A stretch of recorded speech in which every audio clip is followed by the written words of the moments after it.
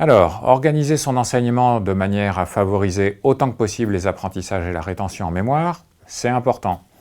Néanmoins, une part du travail d'apprentissage reste nécessairement du côté de l'élève, et cette part va prendre une importance croissante à mesure qu'il progresse dans le système éducatif.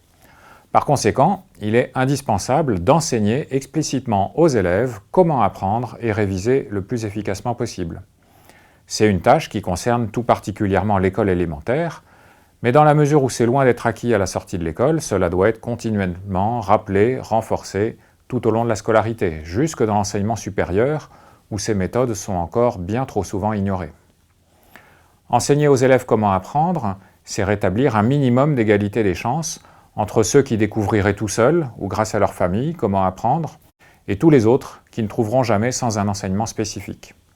Donc, conformément au domaine 2 du socle commun français, aucun élève ne devrait plus sortir de l'école élémentaire sans connaître et maîtriser les techniques d'apprentissage et de révision. Concrètement, à la sortie de l'école élémentaire, tout élève devrait connaître les méthodes mnémotechniques de base pour l'apprentissage par cœur, nous allons en parler prochainement.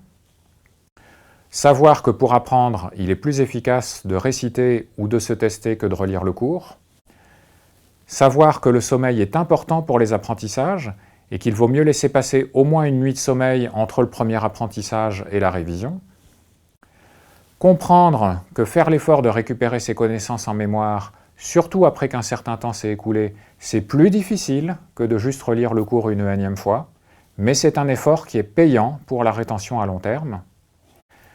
Il devrait aussi connaître et savoir utiliser des outils qui leur permettent de mettre ces méthodes en pratique.